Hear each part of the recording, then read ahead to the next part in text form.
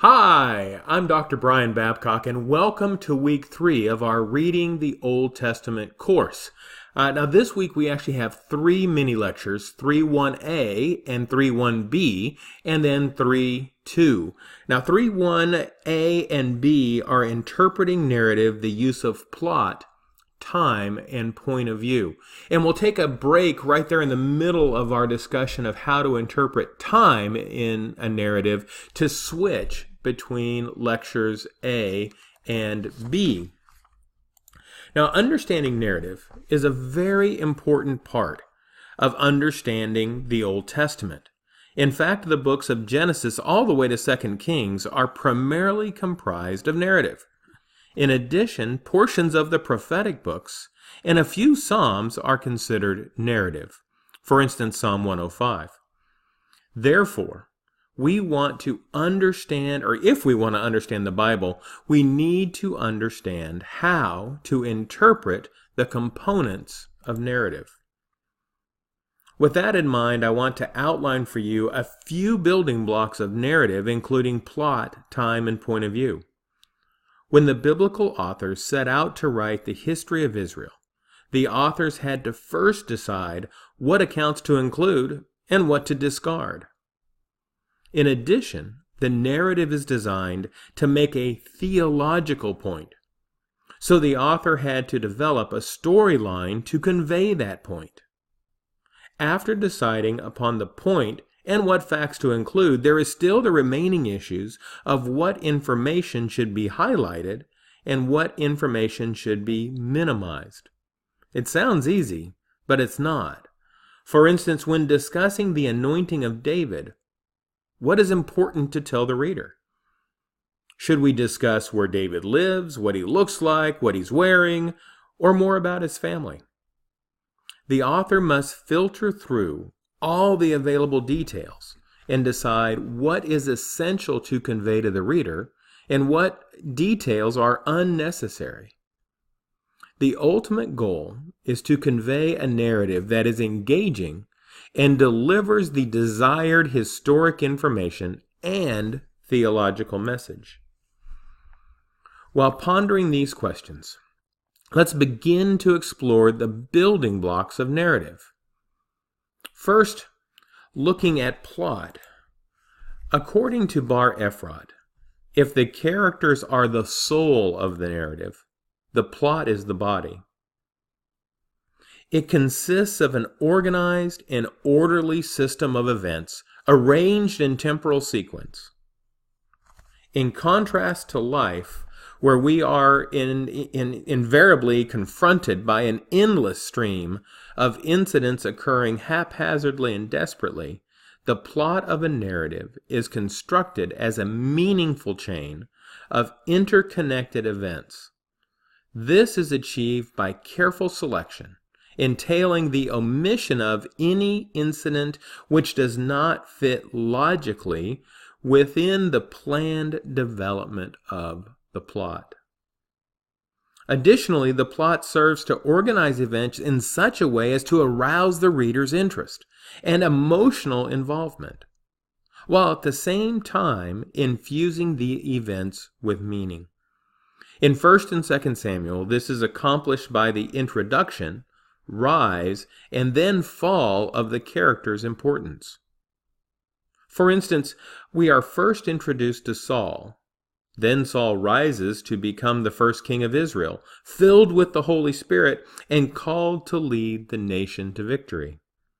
Then Saul falls, becoming a tormented and troubled king. The plot then introduces David, who will rise as the next anointed king.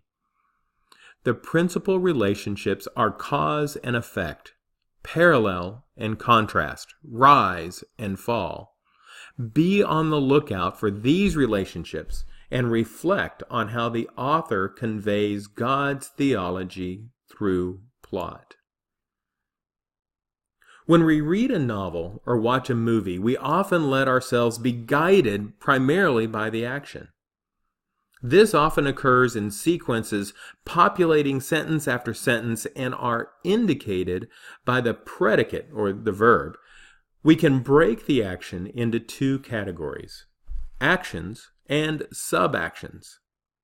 An example from Genesis 37, where Joseph is sent to Dothan to find his brothers, will help to clarify our point. The action, in a nutshell, is as follows. Joseph is sent out by his father to go and see his brothers and see how they're doing. They conspire to kill him and throw him into a pit. After some deliberation, they sell him as a slave so that Joseph ends up in Egypt. This can be put in even fewer words. Joseph has to go and see his brothers, but when he finds them, he is humiliated and sold to Egypt.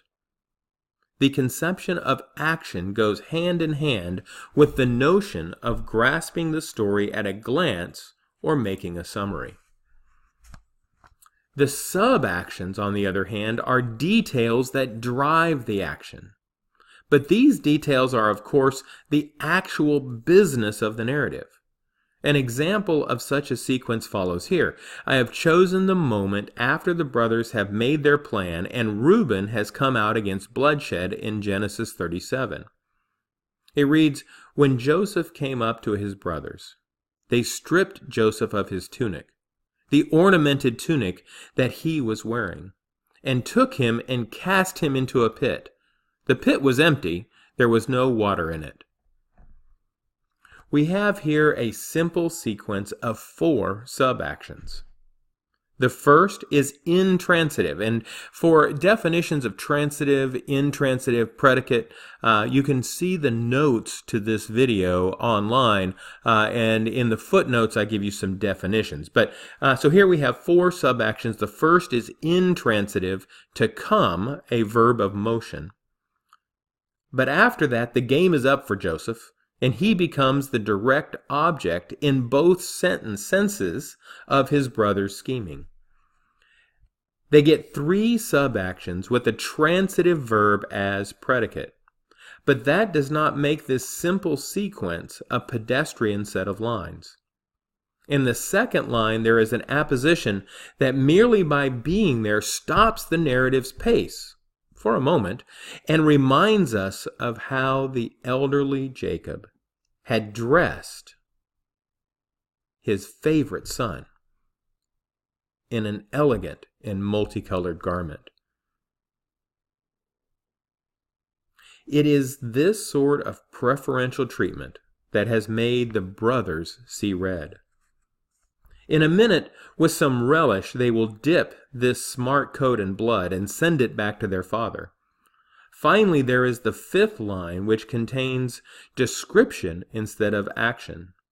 Now Joseph lands at the bottom of the pit. The narrative tempo practically grinds to a halt. A short break enables us to consider Joseph's new position and to realize how completely overwhelmed he must be feeling by the course of events. Many biblical stories consist of a well-planned combination or alternation of report and speech. There are some sequences of sub-actions presented by the narrator which alternate with sequences of clauses containing direct speech. A clear idea of this sort of combination contributes much to a good understanding of the text as a whole and the various themes. So far, our attention has been primarily concerned on the single story, the so-called literary unit. However, there is hardly a story in the Bible that stands on its own. A unit of narrative prose is always part of a sequence, a link in a chain, and these chains can themselves be distinguished at 3 levels. First, we have a group of stories, usually about 5 or 6, which may be called an act. Second, we have a cycle of stories, often consisting of 3 to 5 acts. And finally, though rarely, an entire biblical book comprising several of these acts. Because of the fact that the single story forms part of these greater wholes, it need not always have a plot of its own. and discussing the theme will only be possible if we go up 1 or 2 levels and read the entire act or cycle first. Therefore, always look for how your passage fits into the larger literary structure of the biblical book. Turning to time and movement. When we succeed in making a correct division of the text into various parts, everything comes together. 2 useful avenues of approach are the entrances and exits of characters on stage and the ways in which the writer employs his system of time and space. When we check Genesis 27, which is the story of Reuben and Jacob and how they deceive Isaac and Esau, for instance, for entrances and exits, we notice a remarkable alternation that shows how meticulously this act has been put together. There are 6 scenes with 2 figures in each scene, and these are always one parent and one son. For reference here, I've broken them into A and A prime, B and B prime, and C and C prime. You'll notice in A and A prime, Isaac and Esau are the 2 characters of the scene. B, we have Rebekah and Jacob, and in B prime, the same Rebekah and Jacob. And then in C, Isaac and Jacob.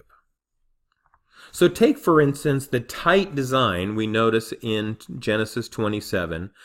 We have the ABC parallel pattern, which consists of a parallelism of 2 trios. Moreover, the content side of a form that always links one parent to one son is quite remarkable. The family quartet has been torn apart right through the middle. The mother, who is in control both times, occupies the center, and her sending is highly effective, unlike Isaac's in paragraph A. Try and consider to what extent A prime is the fulfillment of A. Notice also the blessing, which is the point of the story in C, acquires a strange extension in C prime. There, God's promise to Abraham and Isaac are recapitulated by the latter and passed on again to Jacob. Apparently, Isaac has reconciled himself to the fait accompli, as he does not show any grudge about the deceit. Maybe he is consoling himself with the text of the parental oracle. We'll break here and start back again with Lecture 3.1b. Thanks for listening, and have a blessed day.